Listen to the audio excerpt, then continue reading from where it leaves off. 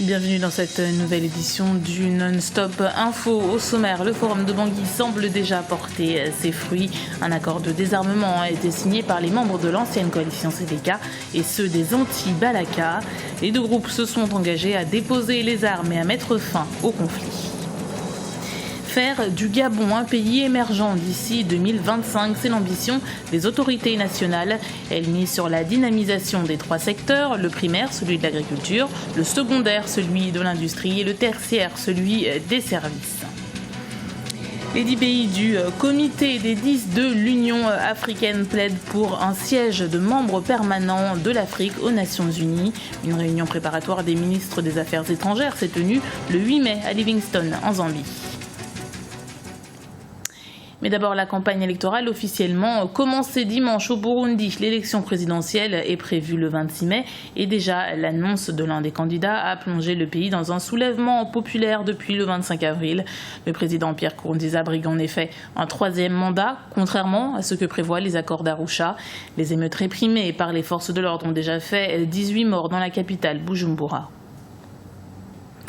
Le forum de Bangui se tient depuis le 4 mai dans la capitale centrafricaine et parmi les différentes mesures décidées figure un accord de désarmement entre les membres de l'ancienne coalition Seleka et ceux des anti-Balaka. Les deux groupes se sont engagés à déposer les armes et à mettre fin au conflit.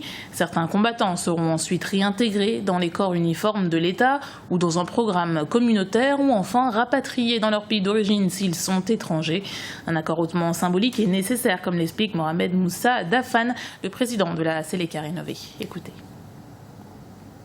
J'ai signé, je me suis engagé, je suis resté dans la même logique, sans variante, depuis Brazzaville. Quand j'ai signé l'accord de cessation des hostilités, c'est la suite logique parce qu'après Brazzaville, il devrait avoir les consultations populaires et la troisième étape, c'est le forum de Bangui. Il fallait signer cet accord de désarmement, démobilisation, réintégration, pour pacifier le pays, ramener la paix et puis amorcer le développement économique. C'est un problème économique aussi, les gens n'ont pas, il y a la misère partout. J'ai réussi à dire quand même aux organisateurs que la suite dépend de l'engagement de chacun d'entre nous. Et donc moi, personnellement, je sais que j'ai confiance, je suis très, très sûr que cet accord va réussir parce que les Centrafricains en ont marre de toute cette crise-là. Et donc tout le monde aspire à la paix, au développement économique, à la stabilité. Et si on arrive rapidement à organiser des élections crédibles, transparentes, acceptables par tous, je pense qu'après les élections, on va amorcer le développement économique du pays. Les autorités gabonaises mènent depuis 2009 un vaste plan de réforme de l'économie. Un plan qui passe par la valorisation des ressources humaines, des ressources naturelles et minéralières, mais aussi par une réforme structurelle. Objectif recherché, faire du Gabon un pays émergent à l'horizon 2025. Grazela Tchakounte.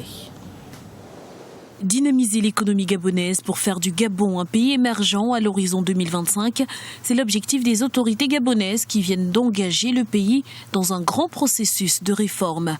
Une réforme qui s'appuie sur plusieurs choix stratégiques, le développement du tissu industriel, la dynamisation du secteur agricole, mais aussi le développement du secteur des services. En matière de routes, en matière d'hôpitaux, je crois qu'aujourd'hui le Gabon a fait vraiment de gros efforts.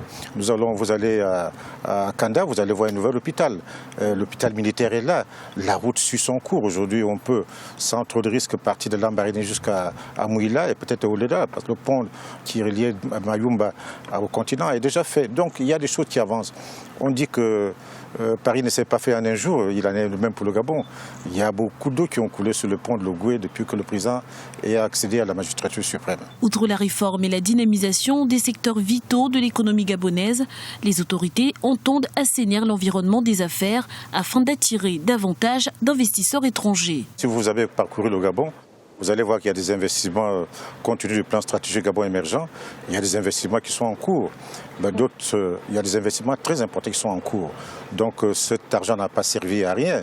Il a servi à développer l'économie gabonaise. Les bases de l'ambitieux plan d'émergence du Gabon semblent donc jetées, mais le gouvernement gabonais le sait, la réussite du plan d'émergence dépend du niveau de satisfaction de la demande sociale, de la réduction de la pauvreté et de l'apaisement du climat politique gabonais.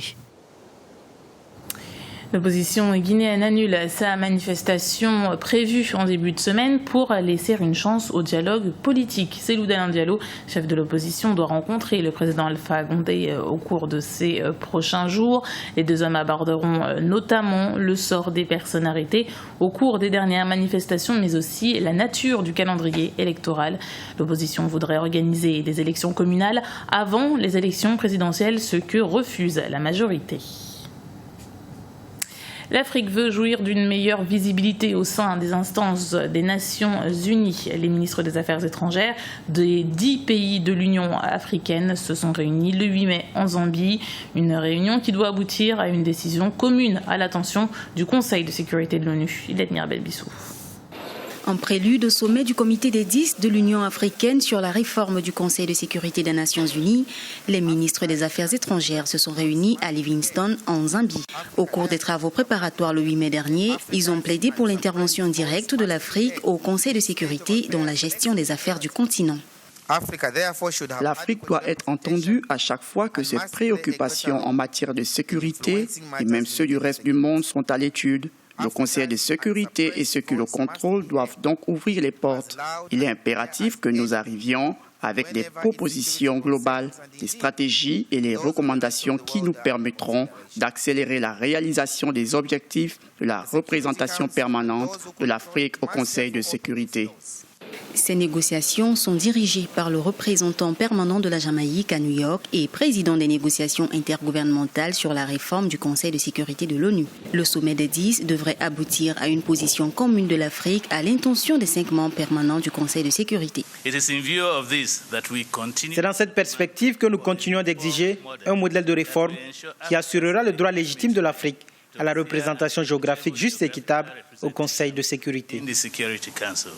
Le consensus des Ouluini, adopté en 2005, a appelé à ce que le continent africain soit représenté au Conseil de sécurité de l'ONU par 7 membres, dont 2 permanents avec droit de veto. Pourtant, jusqu'en 2015, le continent se sent toujours exclu du processus de prise de décision. En République démocratique du Congo, l'opposition républicaine favorable au dialogue proposé par le président Joseph Kabila. L'opposition républicaine, c'est une plateforme politique de plusieurs partis agrégés autour du président du Sénat, Kengo Wadondo.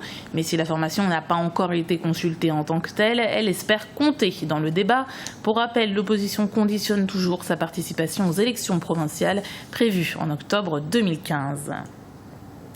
C'était le journal de la rédaction. Merci de l'avoir suivi. Retrouvez dans un instant une nouvelle édition du Non-Stop Info sur Africa 24.